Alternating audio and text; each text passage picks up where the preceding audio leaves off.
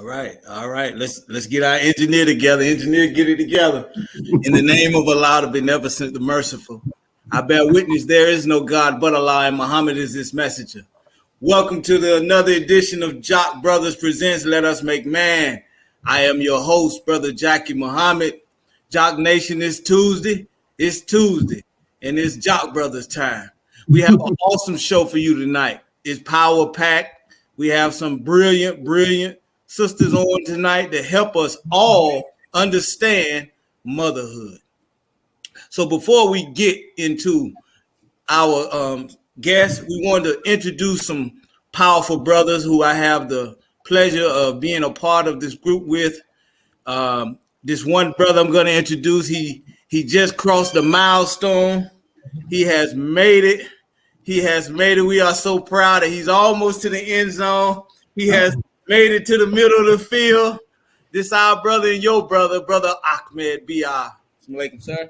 Alaikum salam, praise be to Allah. My name is Brother Ahmed. I'm your brother. I'm the founder of Hope Equals Life, mentor of young men.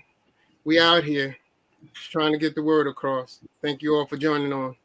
Yes, sir. Yes, sir. And this other brother I'm about to bring on, this is a native Atlantean. He's not a Braves fan, though, unfortunately, or Heat fan. He was just born here, but he's a beautiful brother who I have the pleasure of meeting when I moved here, and we have hit it off very fine. So this brother here, I want to introduce Brother Kawi. Assalamu alaikum, everybody. Thank you for tuning in to another episode of the Jock Brothers Presents Let Us Make Man. I'm excited about this topic tonight.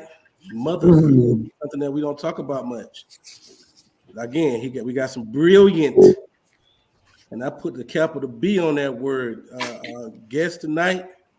I see you, Sister Anita. Please, everybody, get ready. Pull your, get your pad out, your pens. Let's take some notes. Now, for the Jock Nation, I appreciate you always tuning in each and every week to support us. I mean, you see us striving and trying. Continue to support us each and every week as we continue to bring topics to the table that can help you be a better you. And for all of those that has ever donated even a penny to our platform, we thank you so much for that. And if you want to continue to donate to the Jock Brothers platform, please look at the information that's scrolling at the bottom of the screen. Our Cash App information, that's the best. That's the way to get any type of funds to us. That's right. Is through our Cash App, $ Jock Bros. Let me say it again. $ JAKQ BROS. Again, Jock Brothers, we taking on a whole lot of tasks. One of the tasks we're taking on is our prison initiative. We're trying to put the Final Call newspaper behind prisons to help promote unity and brotherhood behind the prison walls. And of course, to get the teachings of the most honorable Elijah Muhammad behind bars, as so demonstrated by our big brother, the Honorable Minister Louis Farrakhan. So please donate to that initiative. I mean, we did the pricing. We called the general manager. The pricing of it is $18 to have the Final Call sent to somebody, to a brother of ours for 90 days. For $30 for 6 months, or for $60 an entire year of the subscription of the Final Call. So far, everything has been flowing very smooth. Oh, we do have one issue though. We don't know a whole lot of people that's behind bars. So if you can help us with the information to send to a particular person, that'll be a big help to us. The way you get that information to us is to send that information to jockbrothersviewers@gmail.com. It's at the bottom of the screen. jockbrothersviewers@gmail.com. Let's put the Final Call behind bars, family. Let's help our brothers. That's what I got, Brother Jackie. Stick off. Yes, sir. Yes, sir. All right, brothers and sisters. Like I said earlier, we have a beautiful panel of guests that we would like to introduce. I'm going to start off on the bios, and I want you to be patient with me because I have 4. So let's be patient. Let's start with our sister Tidra X. She is a mother of 4, ranging from 21 to 5, 16-year gap. I mean, that's some serious arguments. The wife of 6 years to our brother Marcus Muhammad. She has a plethora of gifts and skill sets that she used to inspire, teach, and heal those who she encountered. She is the CEO of Muhammad's Palace, which is her home. And that is a full-time job. Yes, it is. Sister Teacher X, how you doing, my sister? Assalamu alaikum. I am well, Allah's grace. Thank you so much, and thank you for having me. Yes, ma'am. Yes, ma'am, CEO. We happy to have you. Thank you. All right, we want to start with our sister Cecilia, who is normally a twin team, but brother wasn't invited. I know. So our sister Cecilia, who is married to our brother Marcus Muhammad for 28 years. Wow. I'm sorry. Oh, she is the manager of Chime Solution Company. She's also an independent consultant for Immunitech. Is it Immunitech? Is that correct? Immunitech. Okay. Research and distributes the magnificent product. She hosts a bi-weekly internet webinar to strengthen both couples, single brothers and sisters. Sister Cecilia also provides marriage counseling to many people throughout the nation and our community. She is the mother of 6 very active children, and she also is an auditor. She also hosts the yearly marriage retreat. She is a facilitator for the event, and she also hosts marriage workshops and single success workshops. So, with a Jock Nation round of applause, let us welcome our sister once again, Sister Cecilia. Alaikum, sister. Thank you. Okay, praise be to Allah. Now we're gonna move. We're going over to Houston. Our sister Waikida Waikiti. Yes, Please help me. Waikida Muhammad. She's the co-founder of Elevated Places, a school that I have watched for many years that I am very proud of, and I love the school. Originally from New Orleans, she began her career as a certified teacher in inner city schools, earning her BA in elementary education from Southern University. In 2005, she relocated to Houston, Texas, after her family home was destroyed by Hurricane Katrina. In Houston, she moved into a private education, vowing to further the vision and education program of the Most Honorable Elijah Muhammad. Sister Waikida works to help others bring their creativity, vision, business idea to fruition through her company, the Teacher CEO Project. As a wife, mother, and educator, Sister Waikiti stressed the importance of a paradigm shift in education that properly prepares students for global leadership and independence of thoughts. Welcome to the Jock Brothers platform once again, Sister Waikiti. Waikiti, yeah. Yes, ma'am. He from Florida. You got to see. Yeah, we geeky. This called geeky. Welcome to our platform, my sister. How you doing? Yes, sir. I'm fine, by Allah's grace. Thank you for having me. Yes, ma'am. Absolutely. And last but not least, my big sister, Sister Anita Muhammad, joined the nation in 1981 at Temple number 7 in New York City. And she moved to Richmond, Virginia to take care of her ailing mother. And we're talking about motherhood. Then she moved to Atlanta, Georgia in 1990. As an MGT, she has held several NOI positions. Her favorite is Junior MGT Coordinator. My favorite is Junior FOI Coordinator. That's why I got my pictures back here. In 1992, Sister Anita, along with her husband of 40 years, Brother Kenny, started a fundamental academy, a daycare, a preschool, which later evolved into a homeschool and presently renamed Blackstone Academy, which my children attend, a private school servicing K through 12th grades. Former public school educator, daycare provider, and social worker, she was taught at a young age that our values help us navigate our way through life. She holds a BS in sociology and early childhood education and a minor in business administration from St. John's University. She is also a member of the American Business Women Association. She has 4 children, Joshua, Frederica, Amira, and Camila. So let's welcome once again to the Jock Brothers show, Sister Anita. Thank you so very much, sir. All praises to God. Well, I'm gonna start with you, Sister Anita. We are dealing with motherhood. Yes, sir. And I'm wondering, could this be taught in school? I believe that it definitely can be taught in school. It could be a component of maybe health in school, but you have to have the right teachers. That's important. Those teachers have to have one thing. Before I even start speaking, I want to definitely say in the name of Allah, the Beneficent, the Merciful. And I bear witness that there is no God but Allah. And that Muhammad is his messenger. Absolutely.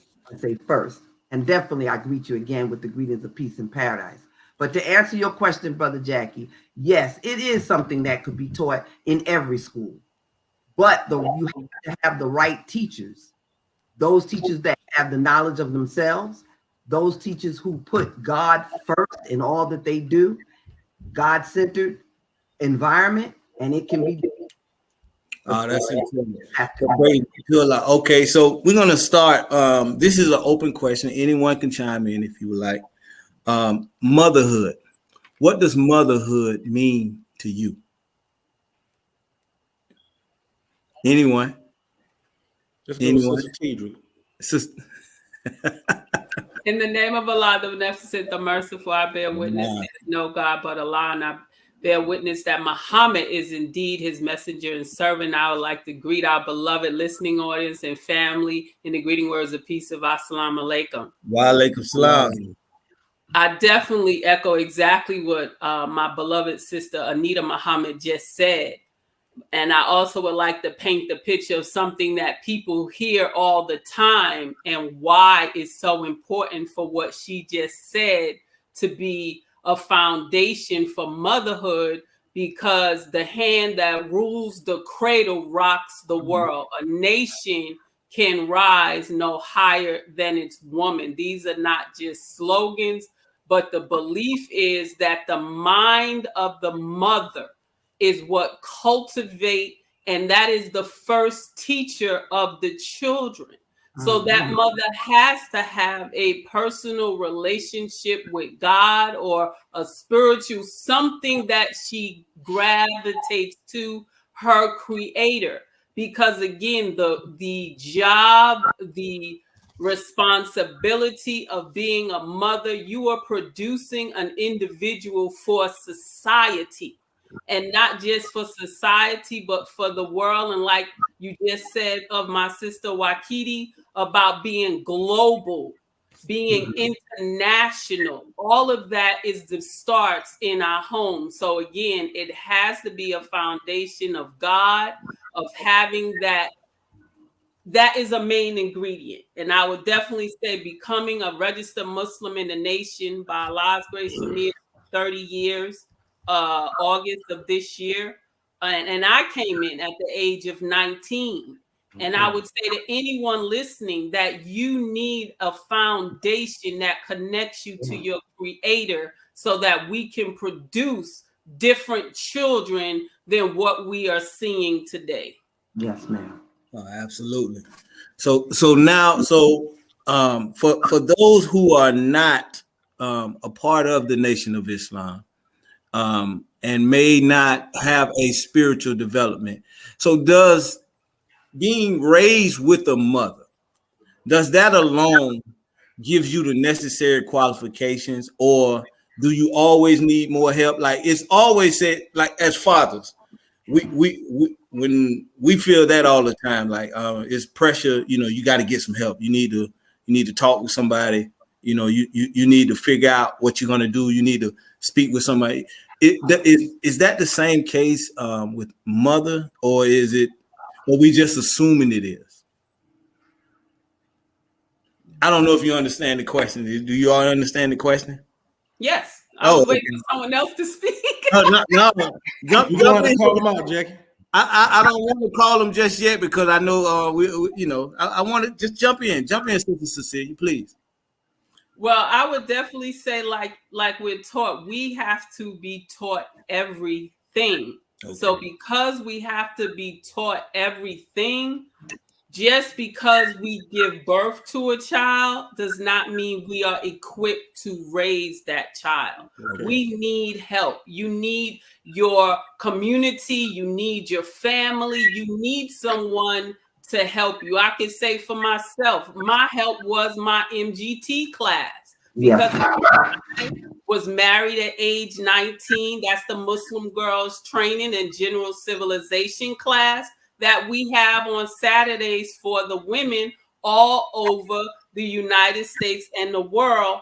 And that class was so vital in my development, which helped me to be so vital in rearing my children. So to answer your question, we cannot rely on our own knowledge. We have to get help from our environment. And if our environment is not conducive, then look and reach out to someone to help us to do what we need to do as a mother, as a father, any role in our life. We can find help to help us in our situation. Right.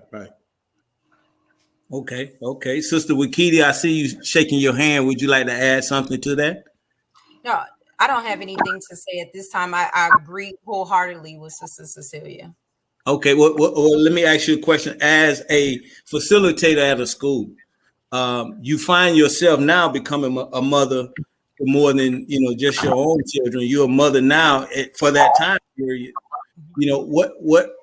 What do you see where we as a community can do better to help in those roles? Because it takes a village. It takes a village, and we all have to pitch in some type of way. So what can we do better as a community maybe to help take the pressure off mothers?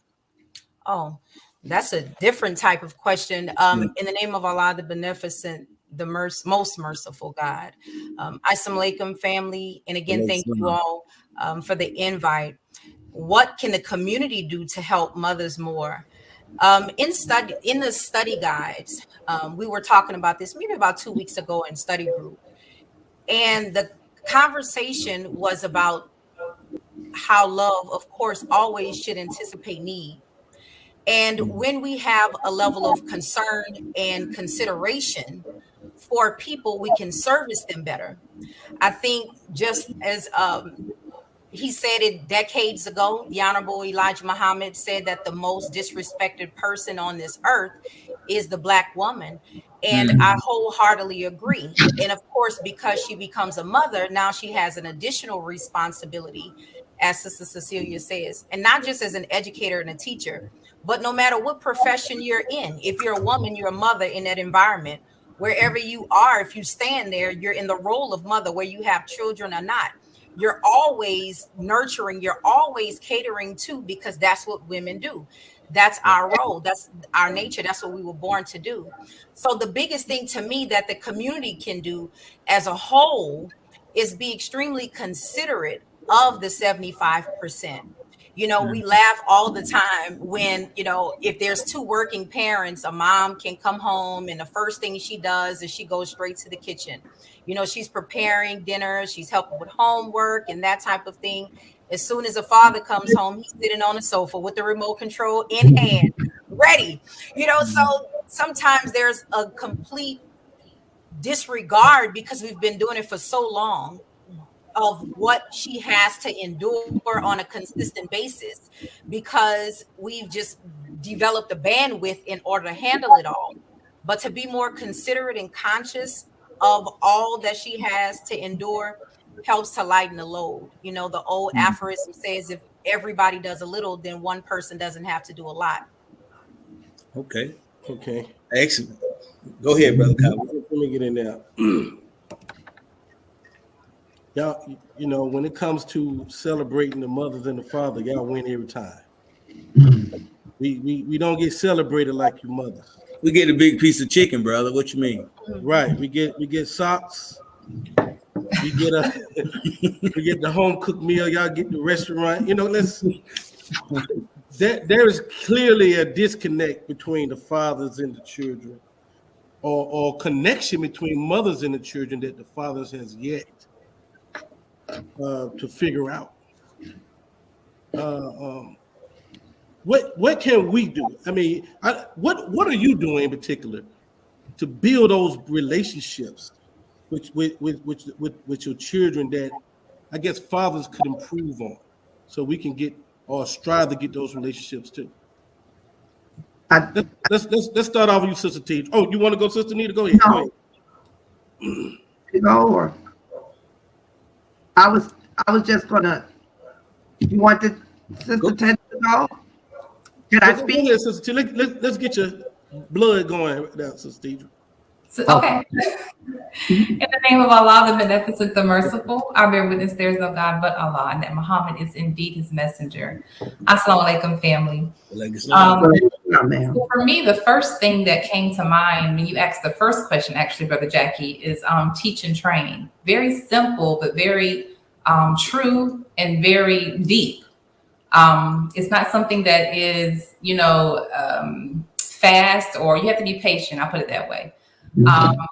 And in the teaching and the training part, because again, as mothers, regardless of how many children you have, you're always learning. Even as a mother, you're always learning. And I heard the minister, the Honorable Minister Louis Farrakhan, talk about grandparents and why they are the way they are towards children, their grandchildren.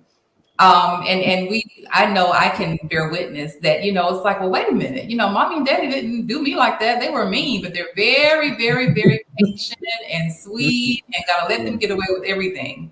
Right. And he was explaining, because that is kind of like they're able to kind of have a do-over, that's like their second chance. And so they're a little more lenient on things, and they've grown and they've learned. And so just as a mother, and in that question, our nature, us as women, we're nurturers. It's in our very nature. So that alone, not to mention, of course, the way that, we give life. We're mothers of civilization. So without the woman, none of us would be here. That right there is a very distinct and a very heavy relationship that you have with your children.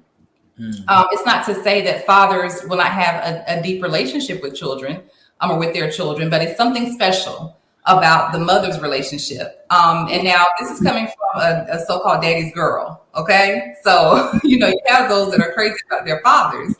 However, it is something different that's put in the nature of the woman that connects with their offspring. And I think that, I know that that's important. That is the difference between the mother and the father. As my sister Alicia, as well as Sister Waikida stated, is just support from the men, whether it's father or not, support from the men in the community. It is a great burden lifter for some of the things that, a mother has to endure, a woman has to endure on a daily basis. So that's what I would like to share, and I thank you. Absolutely. Sister Nita, you had something. Well, Sister said very much what I was thinking. And when she brought up two things, I really enjoy, and I didn't mention that I also have 6 grandchildren. So I can totally relate to what Sister Tedra is saying in reference to how I actually treat my grandchildren opposed to how I treated my 4 children. I also wanted to agree with her because definitely we're taught that by the Honorable Elijah Muhammad, and of course through Minister Louis Farrakhan, that a woman does not fully understand herself and her full potential until she is with child, and not necessarily biologically birthing a child, but having someone to care for. So I definitely agree with Sister Tedra. I also feel that it's vital that we teach our children to build that relationship with God, that higher being. Even if you celebrate the ancestors, they need to be educated in that sense. When they develop their relationship to God, they increase their love for self. And now we're moving into the aspect of knowing yourself. And the more that they become comfortable with self, who they are, build up their faith, keep their prayers, things like that, that actually will branch out into the people that they correspond with. And so that's how the neighborhood also can definitely become a part of their growth and their development. But that first aspect should be teaching children to develop the relationship with Allah or God, or if people pray to their ancestors, to develop that relationship, know that there's something higher than themselves, and to know and seek refuge in that when there comes problems. And I don't know, or trials, I don't know if we're going to discuss those types of things, but I definitely wanted to mention, I definitely agree with our panel. Oh, absolutely. So now, I have, my oldest son is 30. So I have 7 children, 4 grandchildren, but my youngest son is 12. So when I talk to him now, I talk to him, I say, well, son, when you get your family, you do this, and your family will expect this from you. And when you have a son, you can say to him like this, that, and the third. Now, I was raised in a single parent household, so I didn't have a father figure growing up. Now that I became a father early, I was a single parent as well. So I'm able to pass on fatherhood to my son now. Was that done for you when you were young? Were you taught that, or when you had your first child, did you have to learn like most of us did? You had to, it was on the job training. And how was that experience for you? Were you afraid? I mean, when we look at sisters, to be honest with you, we don't see y'all as afraid when these things are happening. We just see she knows what to do. So I'm just really wondering, were you afraid, or were you prepared, or what? Anybody can speak on it if you would like. I'll speak. Yes, ma'am. For me, just being very transparent, I had my first baby, my oldest girl, when I was 20. And the baby girl, who is 5 now, I had her when I was married and I was in the Nation of Islam. She was born in 2016. So there's definitely a difference. There was definitely a difference. And not just because she was my 4th child, but because all praise is due to Allah, the teachings of the most honorable Elijah Muhammad. I was a different person, literally, figurative and literally. My mindset, from before conception, my mindset was different. My eating was different. So my decisions were different. And there was the pregnancy was different. It was a whole different experience. And so I was able to mother to her in a different way that I didn't know how to do when I was younger. And so for me, it is so important, as all of the panel has stated, about that relationship, having that relationship, because I grew up in a household where both of my parents were around. They were married, and people used to call us the Cosbys. My dad would answer the phone, Jones Residence, can I help you? So it was that type of typical, family. And my mom, very beautiful and a very, very wise woman.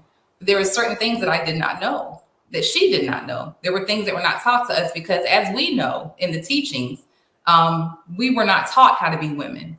We weren't taught how to be mothers. That stuff was taken from us through slavery. So as the most honorable Elijah Muhammad teaches us of going to the root, it's hard to kind of bypass that as if that didn't have an effect on who we are and what our role is.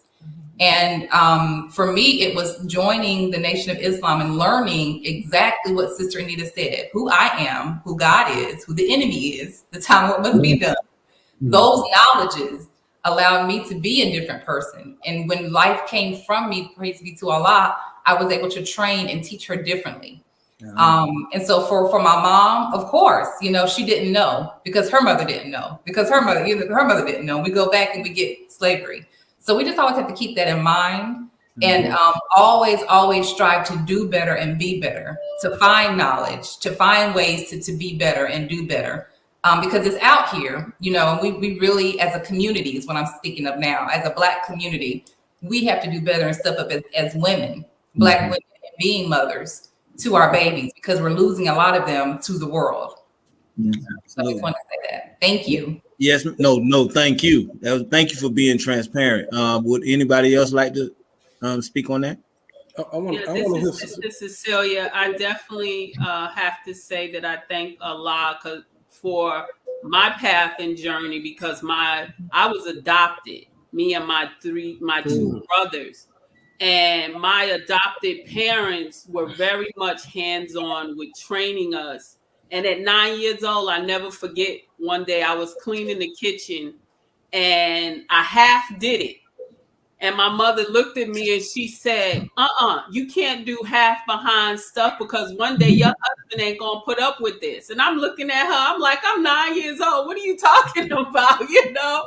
So it was always teaching us how to run a house, especially me. I was the only girl. I was the oldest girl. So I was trained to, you know, iron clothes. Like, my parents would go away for vacation, where they had the adult trips and they had the family trips. So for the adult trip, she wanted all her clothes ironed for her trip. So I'm sitting there ironing clothes. So the more we can train children in the process of what they need, life skills necessary for them in their day-to-day life. And that's what my mother and father gave us. And we grew up in the house where I had my mother and my father. And I thank a lot that my husband grew up where he grew up with his mother and his father. So we both had that mother-father relationship where we were able to see, and people are going to teach us two things: what to do or what not to do. So as we look at our lives, the people in our lives are going to train us in something. Is it positive or is it negative? So I thank God that through that training, becoming a registered Muslim, it was such an easy process, because so much of it my mother had entrenched in me as a little girl growing up. And then for me to be married at 19, people ask you, like, how did you know you was ready? I said, I don't know how I knew. I just knew that when I came in the nation, you know, we no such thing as boyfriend and girlfriend. You are looking for courtship. You're looking for marriage to start a family. And we thank Allah that through that process, when you talk about, again, teaching and training, coming in the nation, I didn't know the way of doing it by our nation standards of doing and raising, but the minister, the Honorable Minister Louis Farrakhan, how to give birth to a God series. I recommend that to every person on the planet. I don't care your color, whatever. That series helped me as a young mother to do what I did not know what to do. And because of that series of listening to those CDs, and at that time it was the VCR. We had the VCRs, young people. We had the VCRs.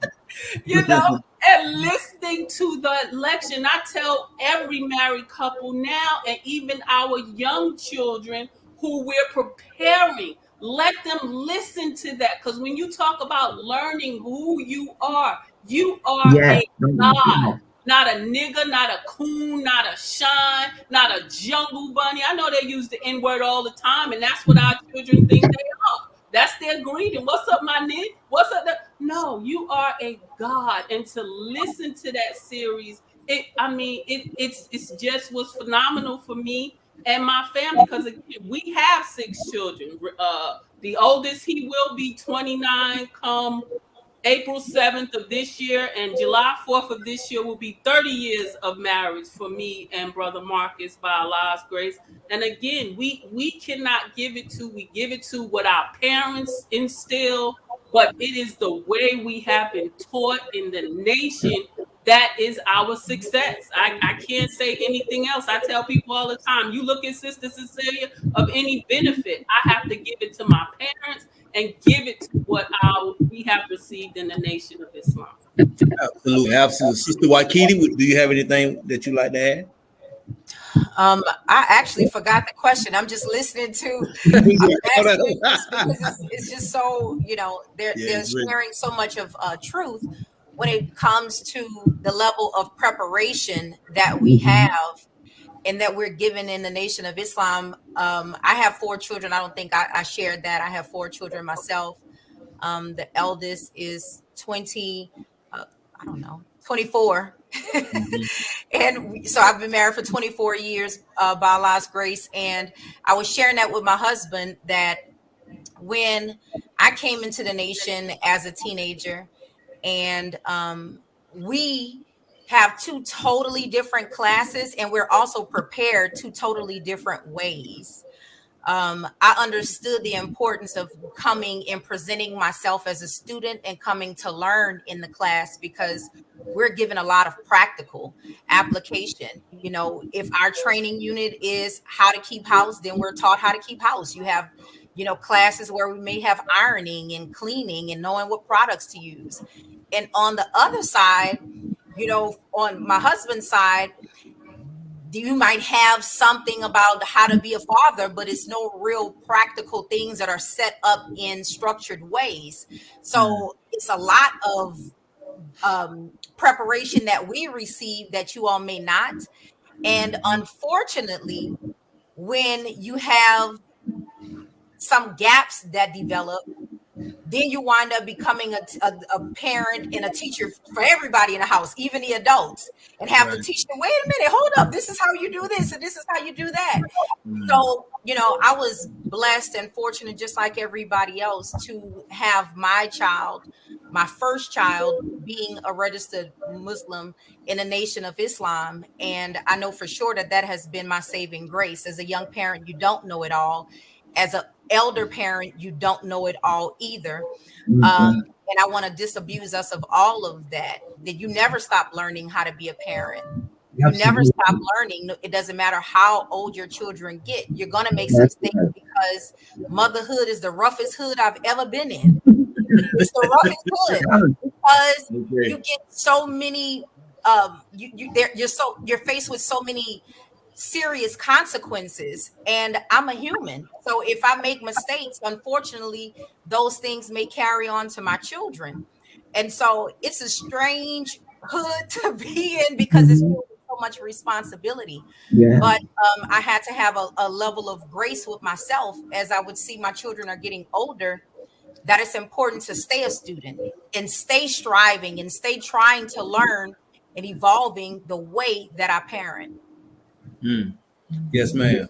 As you were speaking, when you were speaking on the different aspects that you all might have as sisters and we might not have as brothers, that gives you an example.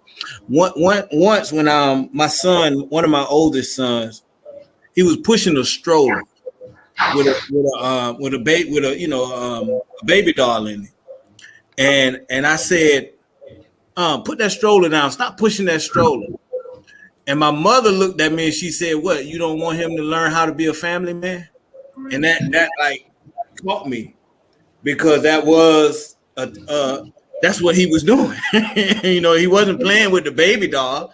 He was acting like a father. So you all have they give you baby dolls when you grow up, that supposedly teaching motherhood, or it's just giving the alluding to motherhood.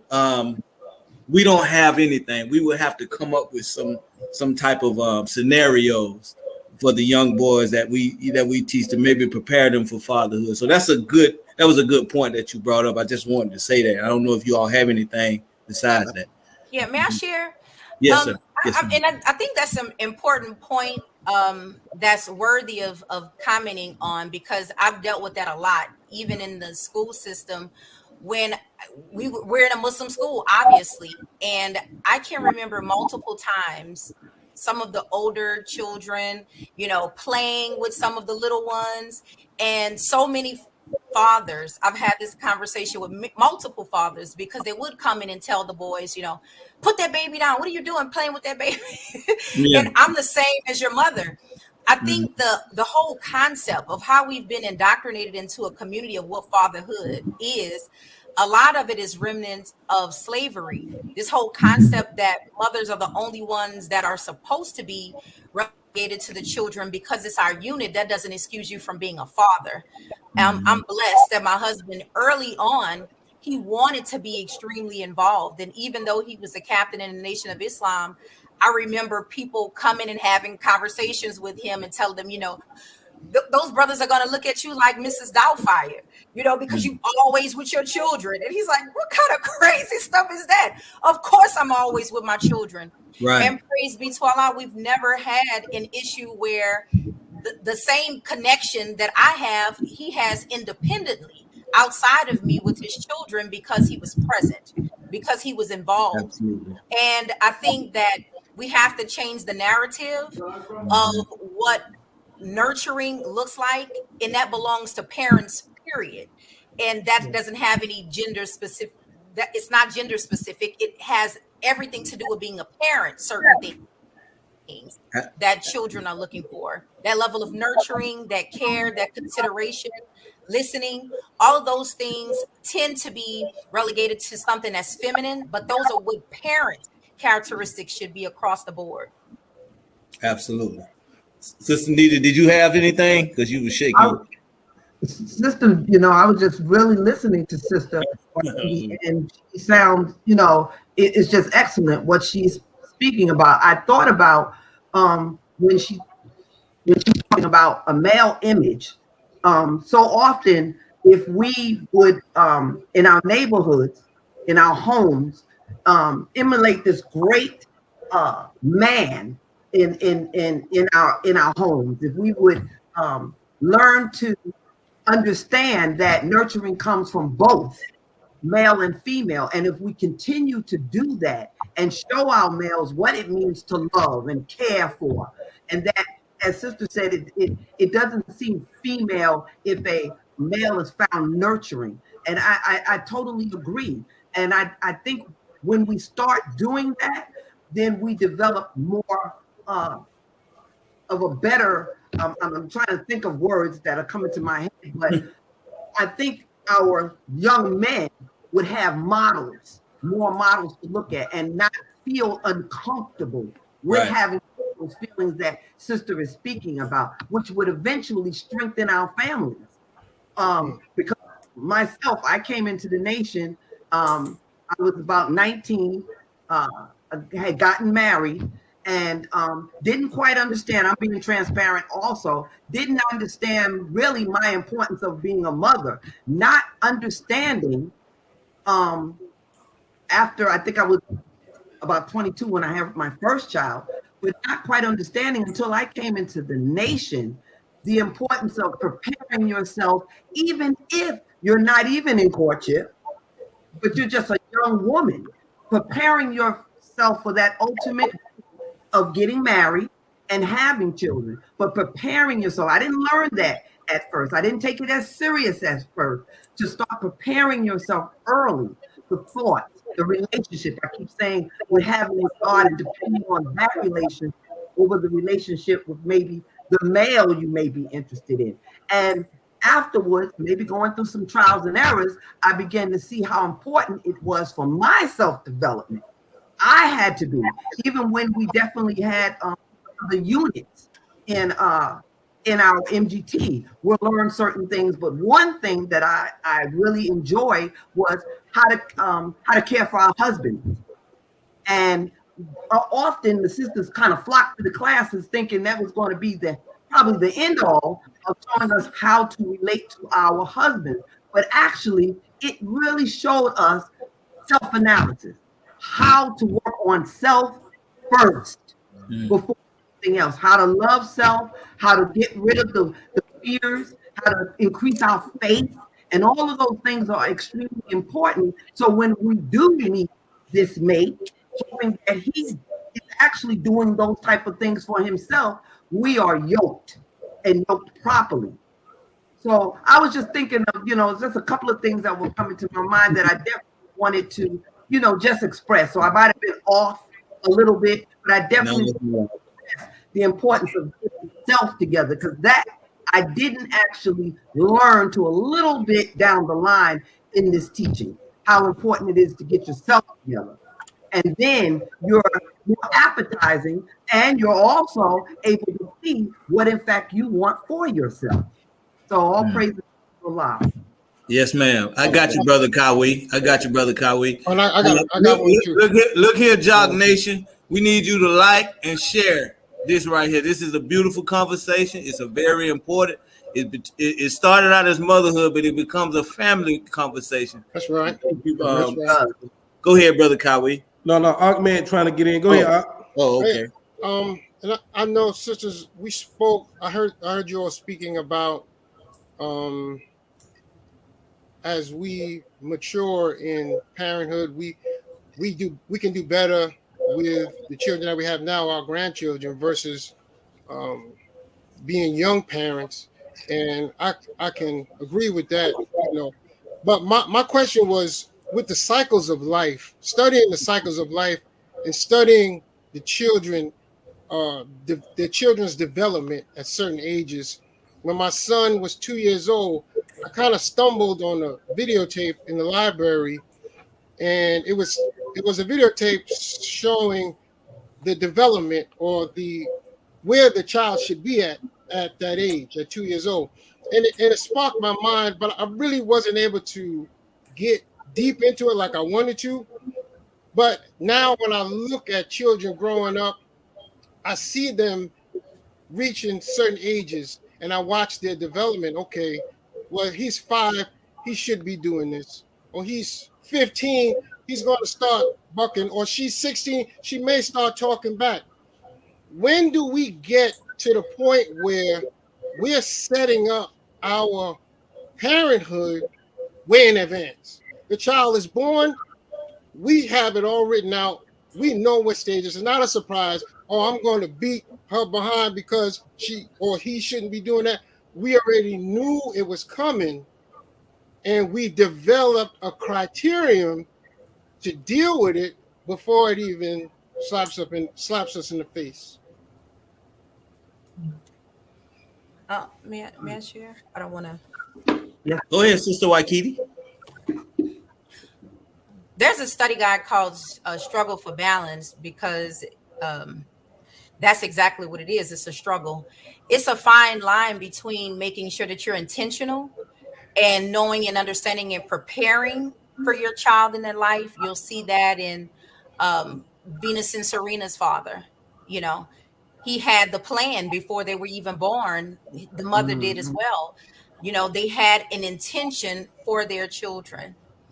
And because of that, they geared them a specific way.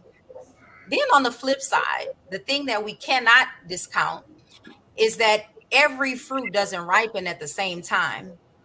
So because of that, when you start making comparisons, and by 5 years old, all the rest of the children were, they were all walking and reading, this one should be doing the same thing.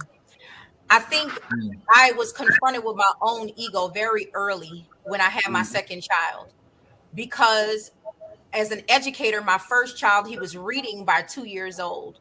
He was in a whole lot of academic things by 4. He wound up eventually graduating at like 15 years old. But the thing is, the second child, by 6 years old, he didn't even know the signs, the sounds or nothing. I just couldn't get him to read. I couldn't get him to do any of the things, and I'm doing the same stuff. I'm the same person. None of the environmental conditions have changed. He's eating the same food under the same teachings. He has 2 parents. What happened is that the children are different. Yeah. And then, of course, eventually the second one went on to surpass and do all kind of wonderful things. You cannot make your thought the primary thought, because then we take a lot out of it. But it's also a balance that you have to make sure that we are being intentional and purposeful. We do have to give some level of direction, but we cannot ever get caught in thinking that we are the ultimate driver.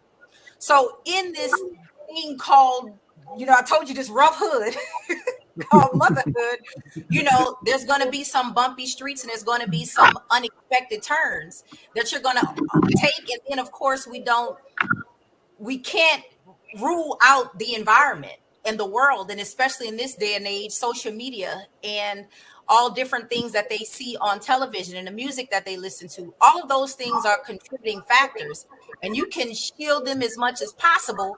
However, we can't ever play God. We always have to remember that each one of these children, just like us, have their own journey. And so, again, to wrap it up, it's important that we struggle for balance, that we plan, but remember that Allah is the best of planners. Wow. Can I say something as well? Yes. Absolutely. I just want to follow that beautiful point up with, as my sister said, every child is different. So there is no blueprint to parenting or being a mother or a father. There's no guide. So even if once something worked with one, as she stated, it's not necessarily means it's going to work with the other.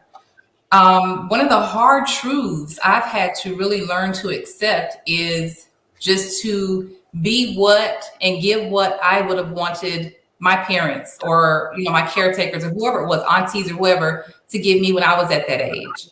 Because I think that is the wisdom of the God. I often tell my oldest daughter, and now the middle ones that are kind of getting up there in their 13, 14, kind of feeling themselves. I have to tell them real quick, I was your age before, right? Like we're not born parents. Like I wasn't born 42. You know what I'm saying? I went through the whole process. So I've been there before. I know what you're doing. I've done it, things like that. They just don't seem to get that. And so what I've had to do is to really just step back and just give them what I would have wanted to have, because now I understand and I know what they're going through. And it's like she said, it's their own journey. And as a mother, especially, fathers can be they can be a little different, but a mother, it's hard for a mother. And I'll speak specifically for me to show tough love because I'm the mom. That's, I carried, I nurtured. So that's one of the hard truths I've had to do is kind of really just step back, kind of take the tentacles off, step back and really let my children experience things and go through things. Because as we know, that makes them better, that refines them, that, brings out who they really are. And our role as parents is literally just to guide. As the sister said, Allah is the best knower. And that sometimes you as a parent have to give it to Allah because you don't even know what to do. I don't care if you have 50 children. So just a beautiful point. I want to follow up with that. So thank you. Yes, ma'am. Sister Cecilia, you look crazy. So I mean, I'm listening. So and again, it's just beautiful to hear we're different but so similar at the same time, and that's us as women and our journey as motherhood, as parents, is that sometimes we think we're on an island by ourselves and I'm the only one going through this. And that's why I love shows like this, because it lets those listening audience to know that you're not the only one. And for me and my husband, by Allah's grace, it was preparation for our children to get them prepared for real life, what you're going to face in this wicked world.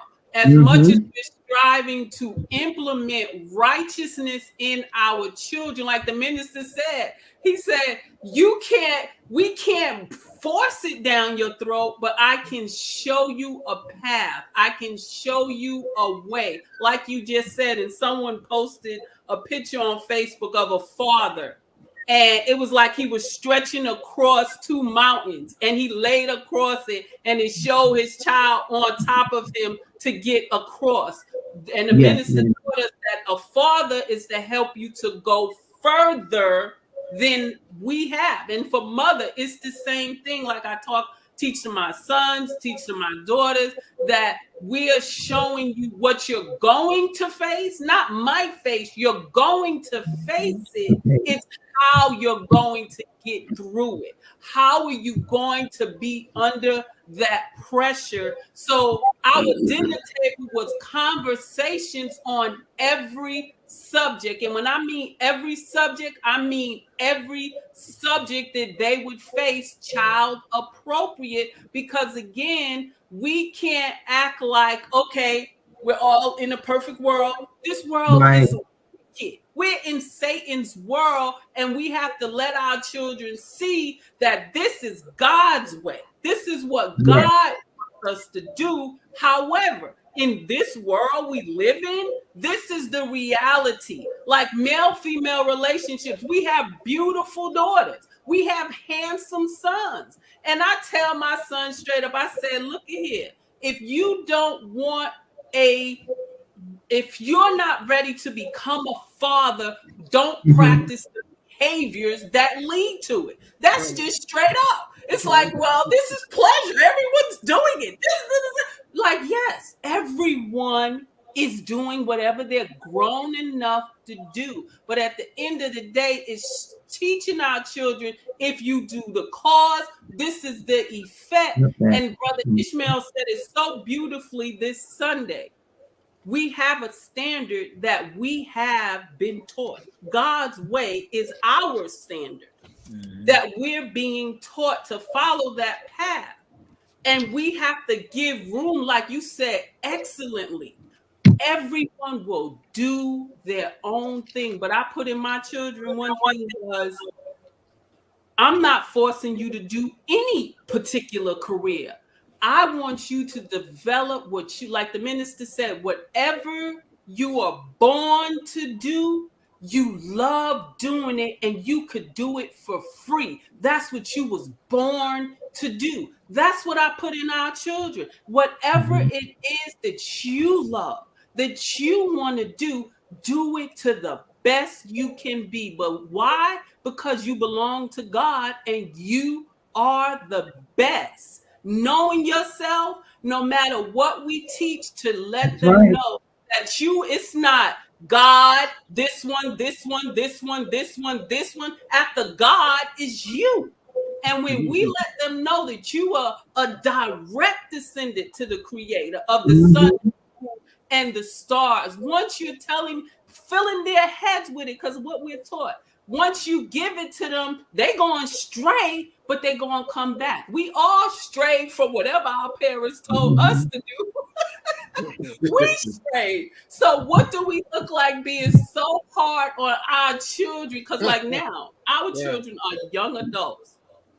And someone said on Facebook, they said, you don't pray as hard as you pray till your children become adults. I said, that is so true. So true. You pray harder as they become adults. Because I told my children, I said, I wish you were little, because at least you had to listen to me at that point. Now you're free to do what, because you are young adults. You are adults.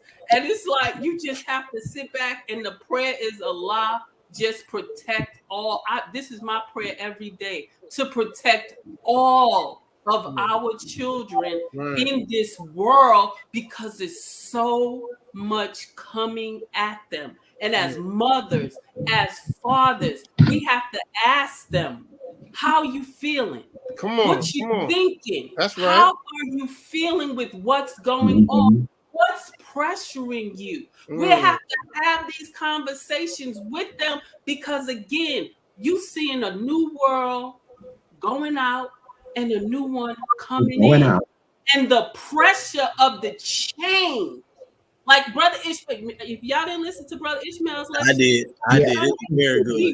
Share that with everyone. The pressures of this change. If we are not connected to God, Allah, our Creator, we got to ask our children, how you feel? How you doing? If we're not having a family meeting or even a family dinner with all of our grown children, every month, come on home, everybody, come on in. Let's all have dinner at someone's house. Let's come together, see how everyone's doing, because we got to be so in contact with our children and our no one has blessed us with grandchildren yet, so we definitely look forward to that, inshallah. But we're not putting no pressure on nobody, because again, you got to be ready for that. No, praise Allah. Oh, this is good. You had some out, man? Yes, Okay. because I'm glad that Sister Cecilia touched on that, because the next thing I was thinking of was the joys and the pains. Like when we were reading your bios, sisters, me and Brother Jack had a conversation, because we had to write bios, and eventually we had to take our bios to our mothers, like, because it knows us better. You know, it's almost Don't like be telling the secrets out, man. Hey, don't be telling the secrets, man.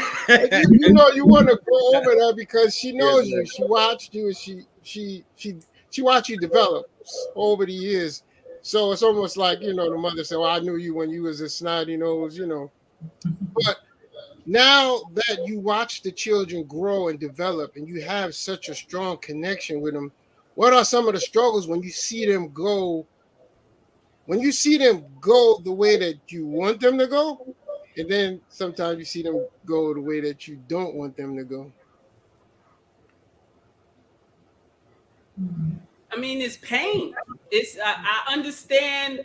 It's like looking at what, like, I compare it to like God, and I'm looking at it like this, like, man, you rebel against God. Just imagine how God feel when he's teaching you the right way, and you have the free will to do what you want to do, and you go contrary.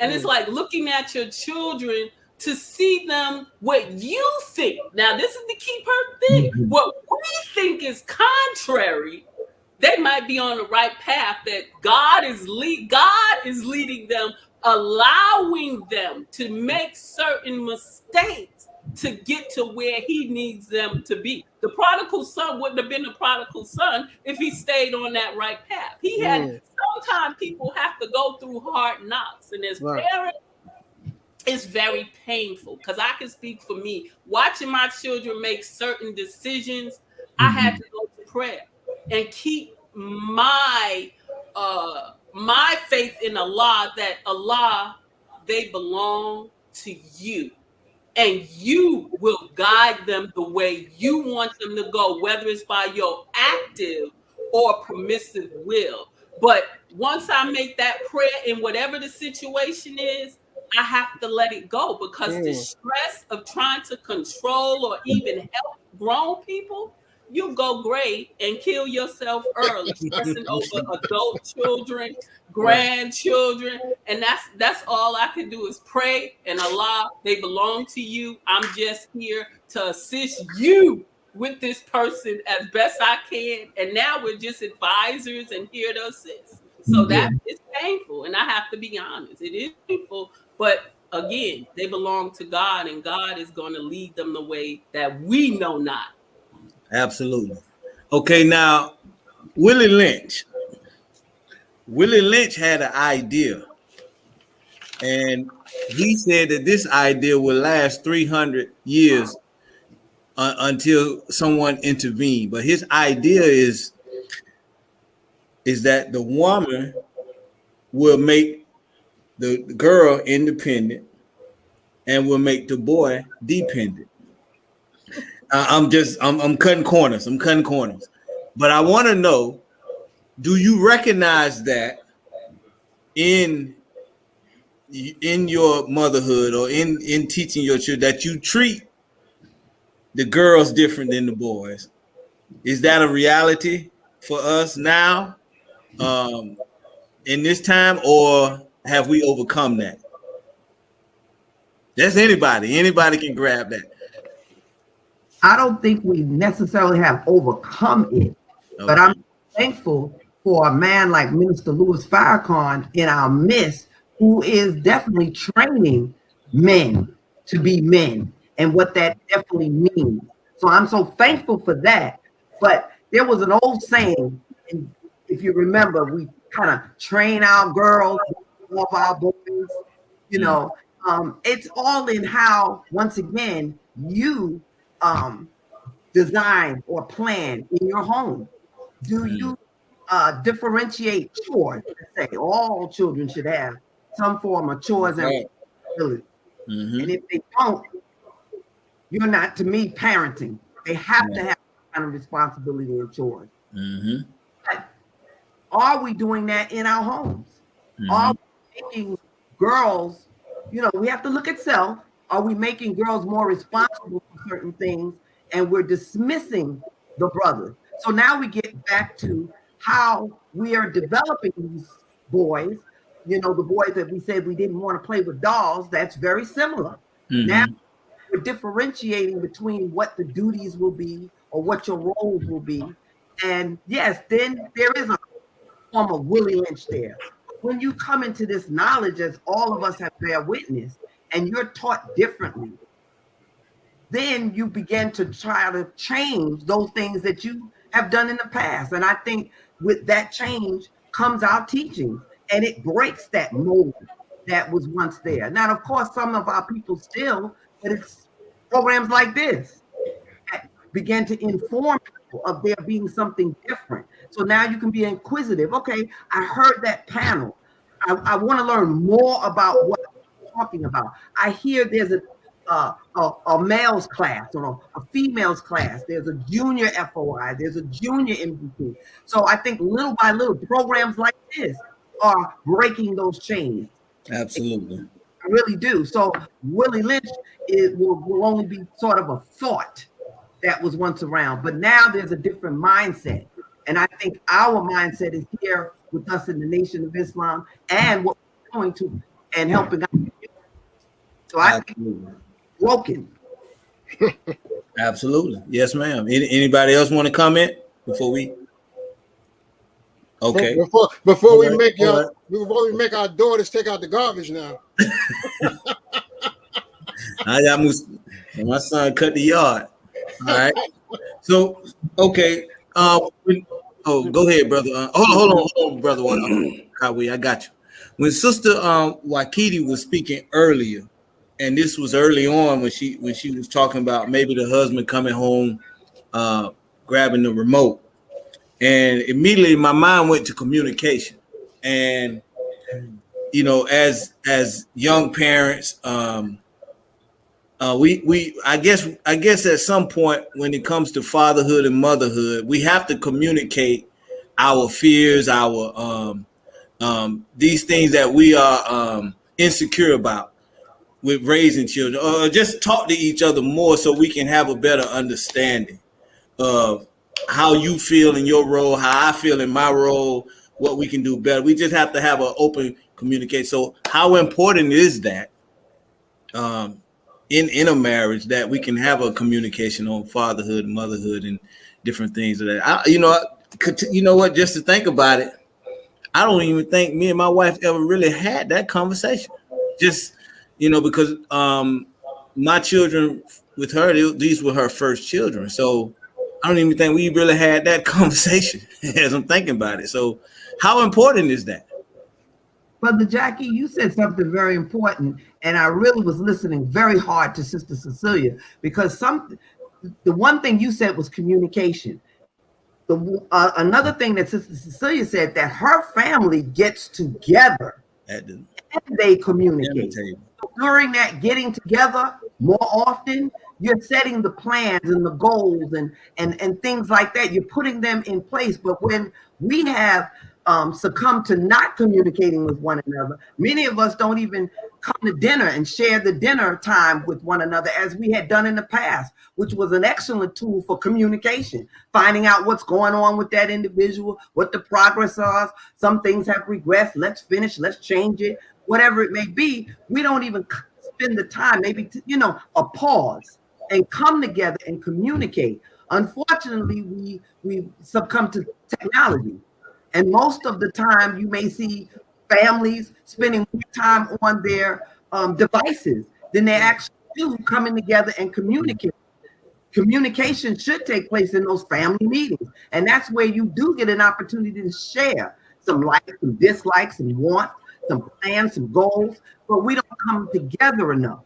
And I think we want to, really be careful that we're not the authors that, left our post. We really do. We look at our children, how much time, and I know we're in a busy frame of mind, but how much time are we actually spending to find out those things that Sister Cecilia was explaining about our children? How much time are we taking? So those conversations, like you said, Brother Jackie, that you didn't have, they would eventually come up. Absolutely. I would like to speak on it too. And just really, this kind of really follows up with the previous question as well. But I think about, when I came into the nation, when I got married, I have one son and 3 girls. So for me, I had to learn to back off and let the father be the father to not only all of my children, but my son especially. And I think that, yes, ma'am.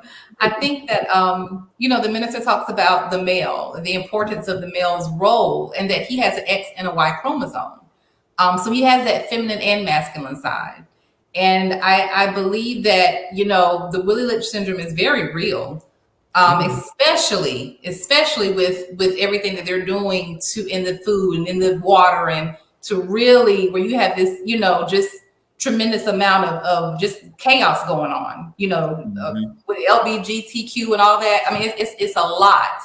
And so everyone's confused. They don't know what or who they are, or who they're supposed to be. And so I believe the importance of having that father there, but also allowing the father to display that feminine side, especially to the boys, to let them know that that's okay. My husband told me not too long ago, he said, "Have you ever heard that song by Music Soul Child, Teach Me How to Love?" And we sat and we listened to the lyrics, and I was like, and he basically told me that that's what he wanted me to do.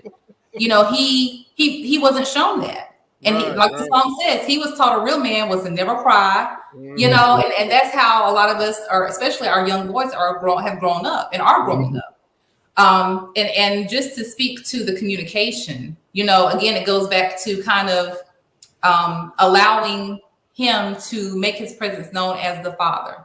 Mm-hmm. He's a protector. He's a provider. There's a certain role as a father that he has in the household. And the children have to be respectful of that and acknowledge that and know that. And so, it's tough for me sometimes because our parenting styles are somewhat different. And that's where the communication comes in. Right. For me, it's not a big deal if the babies come down and, look in the refrigerator and see what's in there. But much like Minister Farrakhan, my husband's like, well, no, we grew up where you better not touch the refrigerator. Like, you have to ask to open the refrigerator. And I'm like, oh my gosh, that is really like, something wrong like that. Something. Yeah. So there's some things that, we have to communicate and kind of struggle for balance, find that balance. So that, because children are very wise and they know how to play, starting with 2 years old. They know how to come and say, Daddy said I can, because they know that you're not communicating. They're watching. So it is very key to communicate and be on that same page and just again, always work for the balance. Oh, absolutely. Did you have some, Sister Waikida? I was just going to say, when you talked about the importance of communication, I believe Sister Anita shared early on about the importance of women knowing who they are first before you merge with someone else. And I think that is extremely critical going into a relationship, because the way that we're taught and the way that it is, the woman usually plays the subordinate role, and my husband, of course, is the superior within our home. He's the final say for sure, of course. So he represents Allah. The thing is, though, there was so much freedom and love in our home that I was able to communicate if I felt like he didn't, if he wasn't doing a specific thing. And because of the example and the way that our environment was, the children grew up doing the same thing. So they were able to have a level of freedom in the way that they expressed themselves that was extremely different, just as Sister Tadidra shared, because it's like when my parents come, it's like, you let those children talk to you any kind of way. I'm like, what? I'm the disciplinarian. I'm really not at all a person who would allow any level of disrespect. I deal with children all the time. But in the old days, I guess, the level of freedom in communication wasn't something that was really, really open. So I'm grateful for the family meetings. I'm grateful for, the Sunday dinners and having dinner time, because we do get an opportunity to communicate about what it is that we would like to see from each other and from the children. And the children do the same. They get a chance to express how we're not serving them in the proper way, or if they're feeling a certain way at home, or if they feel like something was unjust. And so creating an atmosphere and an environment where people feel free enough to communicate without being shut down, I think is also important. Oh, that's rich. Go ahead, Brother Kawi. Yes, sir. Appreciate that. Well, what I noticed, everybody on the panel is married, and y'all raising your children with your husband. What we haven't addressed is single parents. I don't even know if you can talk on it, but I know I have a lot of single parent friends that, because they have to work, because they have to, be the breadwinner, and they got to have babysitters, or may not have the relationship that I guess they would have if they had like a husband that was able to handle things. In terms of that is concerned, what advice could you give to a single parent in terms of trying to keep the relationship as crisp as what I'm hearing between you four right here? When you say it's crisp, what do you mean? You're talking about a relationship that's cohesive between parent or mother and child, or what specifically? Well, what I'm hearing is that the relationships that you have with your children is strong, real nice, open communications, and a lot of times the parent may not necessarily get that because they have to deal with the world, I mean, for lack of a better term, and then they have to come home and I got to deal with you now, and I got to get the discipline part right first, and they may not get the chance to build a relationship part because they have to get that order right. Yes. I remember, I grew up in a single parent home, and I just have to say for sure that it starts with a level of love. I think children always know and understand that. There's so many instances of children being in parents being in a home with two parents and not feeling loved at all. There are many times where you have children who have two parents, and I see it all the time in education. A lot of my students come to me and they live double lives. They do things that their parents have no idea that they do. I don't think it's about the quantity of parents. I think it's about the quality of the parent that's inside of the home. And my mother was enough for me and all of my siblings because of the way that she presented herself when she did have the time. I understood that she worked 3 jobs, but the times that she was not, she was present and she was full on. And even when she wasn't in the house, she was still in the house. I still felt it. I still felt everything. Even when she would go, she would call and say, "What are you doing?" I heard that when I walked out of that door and I went to work, you went back inside and you put some lipstick on and you went out the door. But she had neighbors, we had cousins and family. I had a village. And that's important. None of us are supposed to do this by ourselves. Even with my husband and I, we have an open community of support. And you can't have ego that's strong enough to say that you don't need it. I rely on the sisters in the mosque. I rely on my family, my blood family. I rely on friends. I have multiple mothers. I have multiple grandmothers. My children have multiple godmoms and god uncles. And sometimes uncle can say things that my husband can't say. Sometimes auntie can say things that I cannot. So it just depends on the quality of parent that's in the house. If they're feeling it with love, then I believe that's sufficient. Beautiful, beautiful. Beautiful. Okay. Cowie? You good, Cowie? Are you on mute, sir? You're a professional, brother. You on mute. Yes, sir. No, I said that was a beautiful answer. Oh, okay. Now I was asking, did the other sisters want to chime in on that? Or some experiences they might have had with sisters that's single that needed some advice or whatever. Well, I would just want to add to that. What Sister Waikiti so beautifully said is to not become overwhelmed. That is patience, and to be patient with yourself, because it's not easy being a single, parent. It's not, especially if you have one child. If you have multiple children, it's not easy. So, along with everything Sister Waikiti said, just making sure that you're taking time out for you, because there's no way that you can pour into someone else, of course, if your cup is empty. So that goes back to what we were saying earlier about making God, Allah, Jah, Buddha, whoever it is, make them center in your life, make them the focal point, so that you get your strength and your energy and your guidance to be able to give that love to your children, because like Sister said, they can definitely feel it. And that will make all the difference. But just to stay strong and to be patient with yourself in the process. And because I just want to just recognize and acknowledge that I know that it's not an easy task, to be a single parent. Man, praise Allah. That's rich. Sister Cecilia, you was trying to speak earlier. Yes, sir. I can definitely say being a manager over a team, and it really did, it opened my eyes to see that other side. Like you just said, for a lot of us are married on here with husbands, but to see, I tell my children all the time, I said, thank Allah for the teachings of the Most Honorable Elijah Muhammad through the Honorable Louis Farrakhan, because for 20 years, I was able to stay home and take care of my children full time.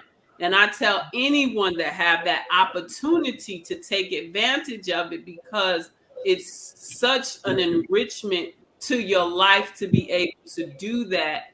And then to see the other side where you just said, where you have people who have no family they can trust, because you don't want to give your children over to anyone in this day and time. So we all should look at how we can assist, how we can make like Sister Waikiti just said, an extended community that you can trust of people, especially when you're a single mom with sons, following up with strong men in the community, taking them to church and getting with the deacon or the pastor or a men's club or a boys club, something that helps them have a relationship with as you perceive as a parent, to be a good FOI, fruit of Islam.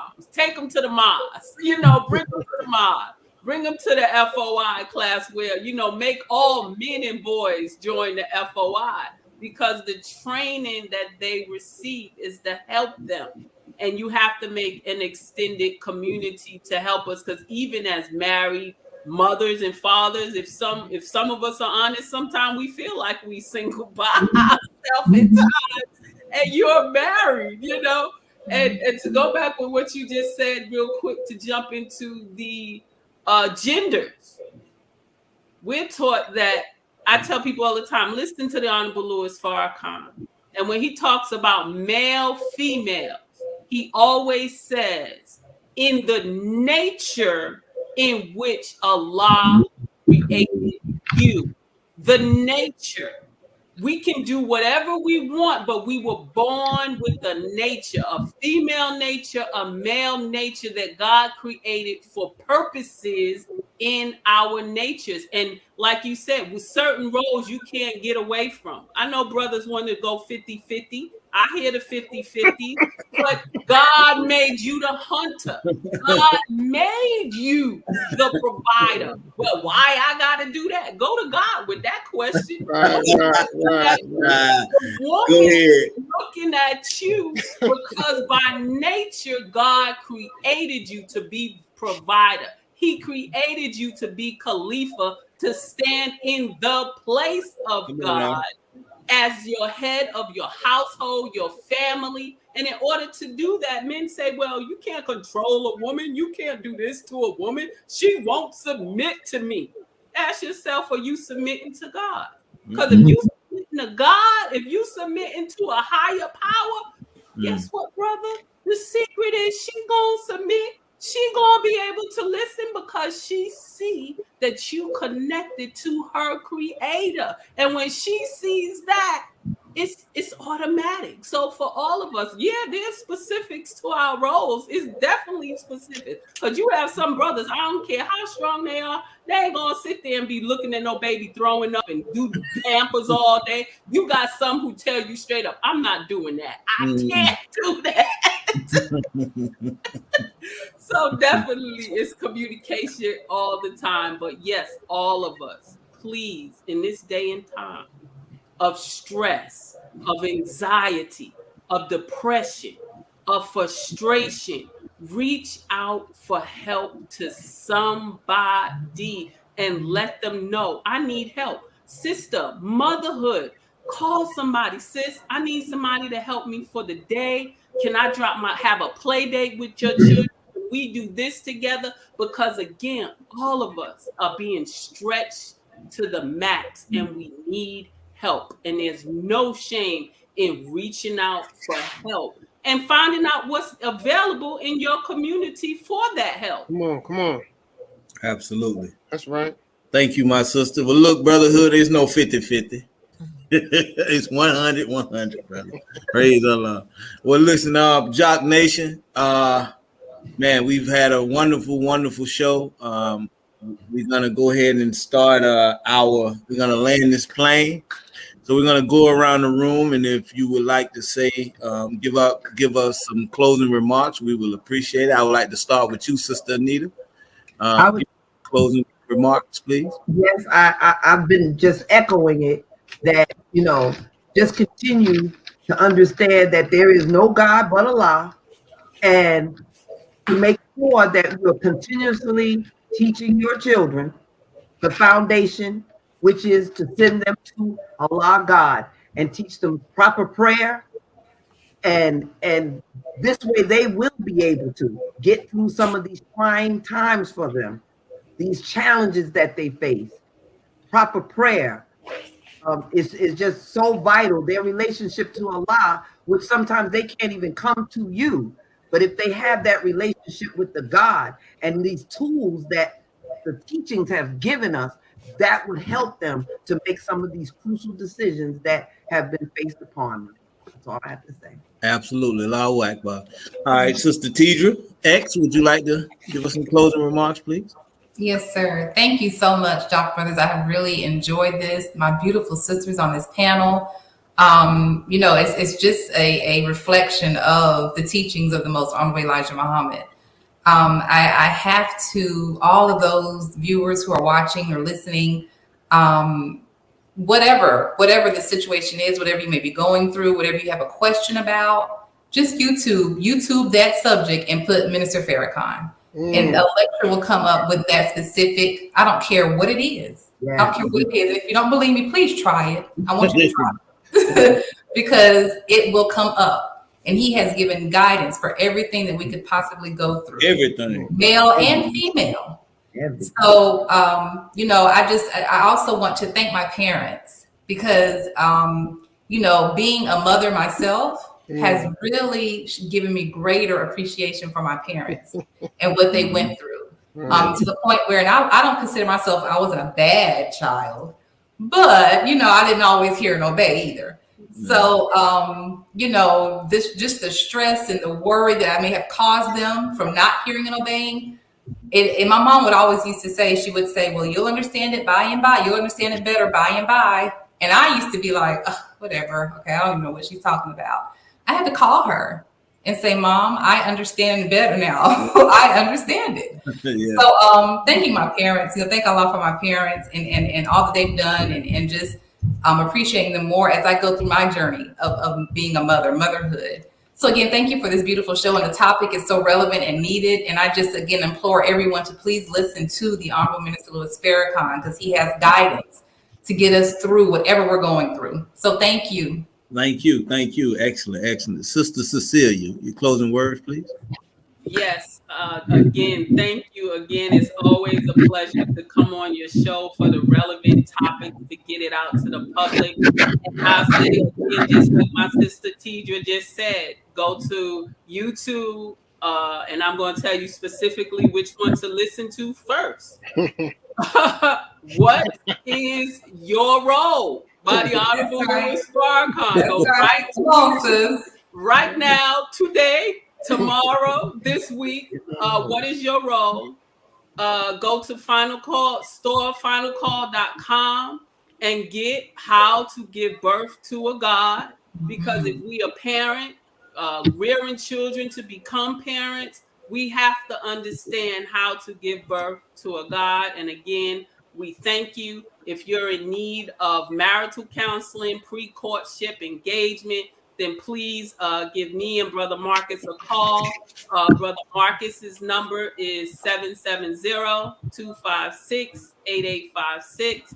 That's 770-256-8856. Again, we're out to help you to do what? Fight for your marriage, prepare for marriage, prepare. Thank you all again. Assalamu alaikum.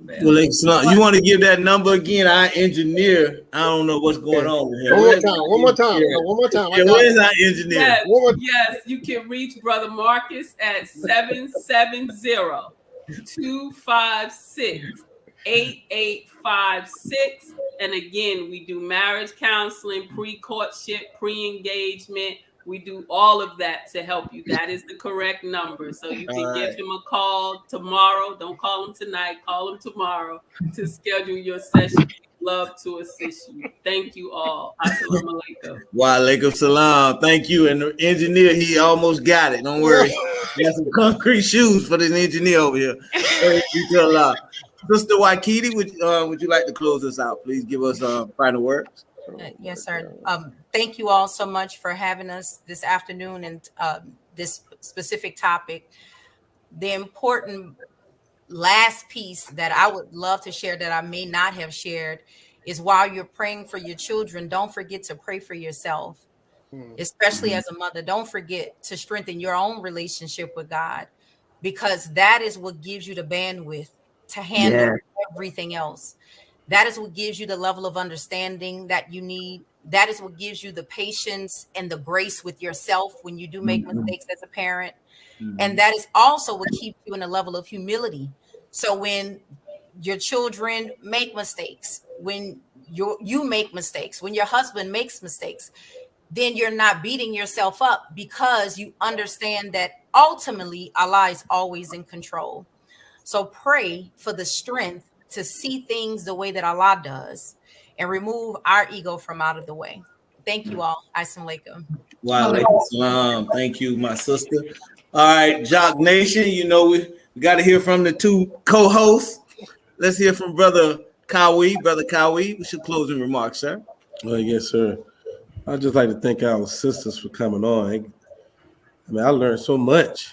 I mean, y'all really dropped too much information for me to hold. I have to look at the shoulder and try to take the notes.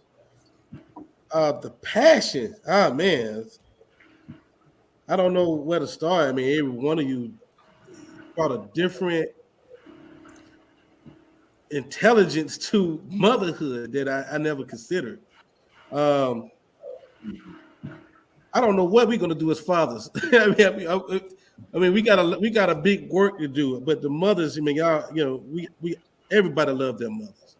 That's not gonna never change. I love my mother today, and she's been away from me for almost 15 years. I know very little about my father, but I know he was a great man. But I don't know much about him, except for I know he was a provider. But with my mother, I mean, it's just a different love I have for her. No disrespect to my dad, and listening to you, kind of like, you know, kind of made sense of why I felt that way. So keep doing what you're doing, mothers. You know, and if there's any mother out there that's really struggling and trying to figure things out, this is a great show right here to just take notes from. So thank you, sisters. I appreciate it. Yes, sir. Yes, sir. Brother Ahmed, final word, sir. Yes, sir. I'd like to thank all the viewers for viewing and all the sisters for coming on. You did an excellent job in getting out. And I'd like to thank my mom. You know, she always taught me by her actions how to respect women and how to respect her. And, you know, even till today, we have very in-depth conversations. And I always admire her point of views and her wisdom. And I don't take it lightly. But two things that some of the sisters had said that I wanted to address it earlier about finding out what's in your community. You know, sometimes, like, my parents worked a lot, so we were kind of left to deal with things on our own. But yeah, find out what's in your community. There's help out there. There's events, there's programs. Sometimes it takes you to what the sister said, stop and just focus for a second. Take time out for yourself and develop that. Look for the help. You can find it. It's out there. Allah's going to help you. Once you take one step forward, He's going to bring the help to you. So the help is out there. And just do the research. But that's all. I thank you all for joining on, and we'll probably be calling on you another time soon about subjects like this. Thank you. Thank you. Well, Jock Nation, this was a serious piece. I want to thank you all, our guests, for coming on. You all did a wonderful, wonderful job. Gave wonderful information. I thank you for being transparent. I thank you for sharing your truth, unadulterated. I thank you for everything that you gave us today. And this was a very powerful piece. So, Jock Nation, I just want to let you know, for those of you who just logged on, I will have these videos for $19.99 out of the trunk of my car, because this was just a wonderful teaching piece. You should like and share. You should go to YouTube, download and share it with some of your friends. Share it with our sisters. Let them know where they can go and get help. I mean, they can go to YouTube, How to Give Birth to a God. They can go to What is a Role, and they're also invited to the MGT. So definitely cut, paste, and share these videos with our sisters and our brothers so that we can make a better home. It takes a village to raise a family. So thank you once again, Jock Nation. And like our brother said all the time, yes, sir, brother Kawi. I was just looking for that A from Sister Anita for our children. Looking for that A. The A? The A. Oh, the A. Yes. Well, they gotta tighten up. They gotta take their tests. They gotta get A on their test, right? Well, look here, Jock Nation.